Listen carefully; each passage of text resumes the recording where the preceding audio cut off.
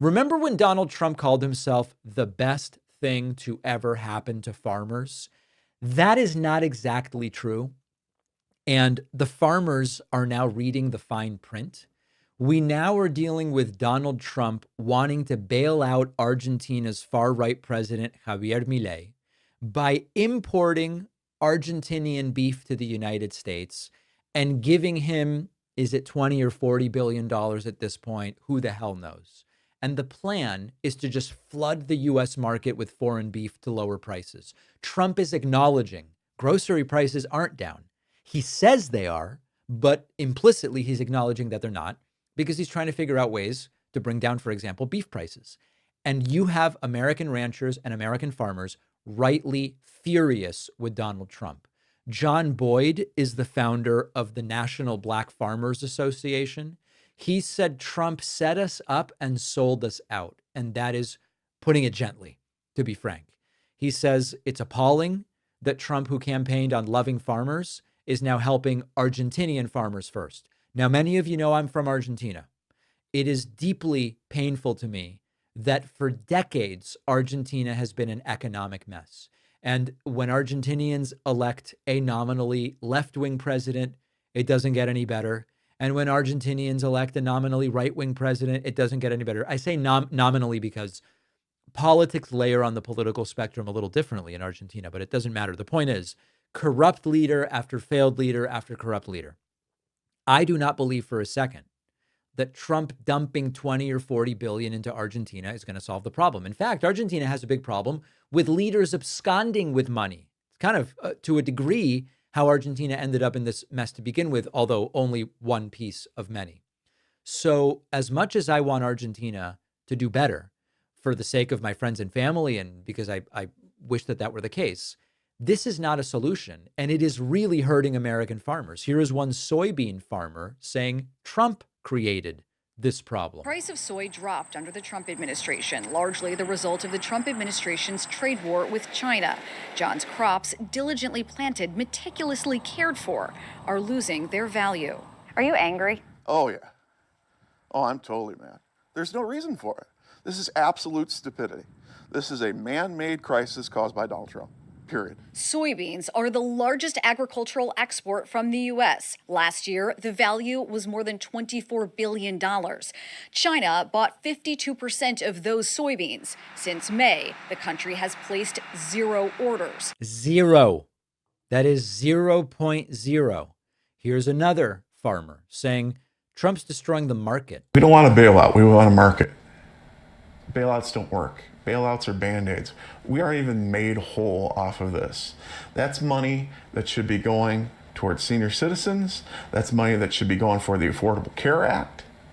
That's money that should just be going to regular tax cuts for normal Americans and not billionaires. Period. Plain and simple. And what he is doing is destroying our markets. This is the second time that Donald Trump has done this exact thing. The putting aside the Argentina thing for a moment, versions of this exact same thing happened during Donald Trump's first term. And now, I guess under the guise of helping Argentina, Trump is again messing with farmers. We're now selling 0 soybeans to China. China's fine. They found new partners. It's the American farmers that will get screwed long term.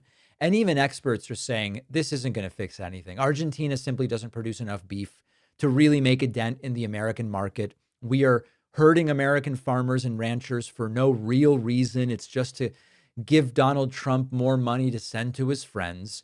Colin Woodall from the National Cattlemen's Beef Association said Trump's plan harms American ranchers while creating chaos. I think that's true. This is what happens when you elect a guy who doesn't understand economics and who thinks deal making is yelling, "You're fired," or "Take the deal," and calling Michael Flynn in the middle of the night to say, is a strong dollar or a weak dollar good for the United States? Trump did that during his first term.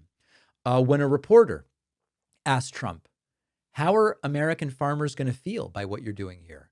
Trump said condescendingly, "Argentina's fighting for its life, young lady." That was Trump's response. The America First guy goes, They're fighting for their life, young lady. Thomas Massie, a Republican congressman that Trump wants out, said this is not America first. We don't need the U.S. flooded with beef from Argentina. So Trump's farmers are now furious. Economists don't understand what the hell Trump is doing. And some Republicans are now starting to call Trump a sellout. This is worse than a bad trade deal. This is really just a long-term fiasco. And the worst part of it, and I think a lot of people don't really get this, you can't fix this now if you just undo the tariffs. I think Trump is holding hope that when it gets too politically difficult, or if it gets too politically difficult, he can just go, oh, I'm canceling the tariffs. I'm going to reverse this, that, the other thing. China's gone. China on soy has found other places to get it. Those other countries are thrilled. China's thrilled. They've cut the United States out. They can show we don't really need to do what you want us to do. We'll do what's best for us.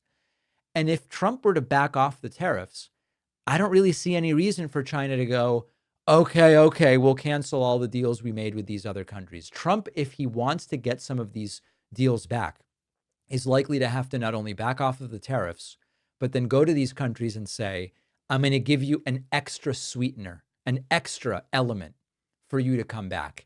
And so that could end up costing us more than just having done nothing to begin with would have done. So the irony is tragic.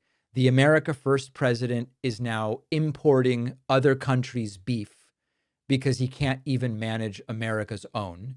And when the dust settles, I hope at least the farmers realize who's to blame. Not all, but most farmers and ranchers did support Donald Trump in 2024. I hope that when it's all said and done, obviously that they get to keep their livelihood. I never wish for anyone to lose their livelihood, but I hope they understand why this happened and who did it. In Trump's America, loyalty is this one-way street. You've got to be loyal to Trump, but he doesn't have to be loyal to you. It would be nice if at least there were some political repercussions to this absolute disaster. Many of you know that I grew up speaking Spanish, but I took French in middle school and high school. I'm a little rusty on it. And when I was getting ready for my last trip to France, one of the things I was most worried about was, am I going to be able to communicate in everyday situations, ordering food in French, asking for directions, greeting people? I didn't want to be the person flipping through my phone, trying to translate everything. And what really helped me was Babbel. Instead of like vocabulary lists that go on forever in a vacuum, our sponsor Babbel teaches you language through real conversations. So the French Babbel taught me was super useful on the trip. And the best part is that Babbel fits into quick 10 to 15 minute lessons. So I could fit it into my busy schedule very easily. Thanks to the interactive dialogue exercises in the Babbel app and the spaced repetition that made the phrases stick, I was just more comfortable. I have to admit, my girlfriend was actually impressed with my French when we were in France.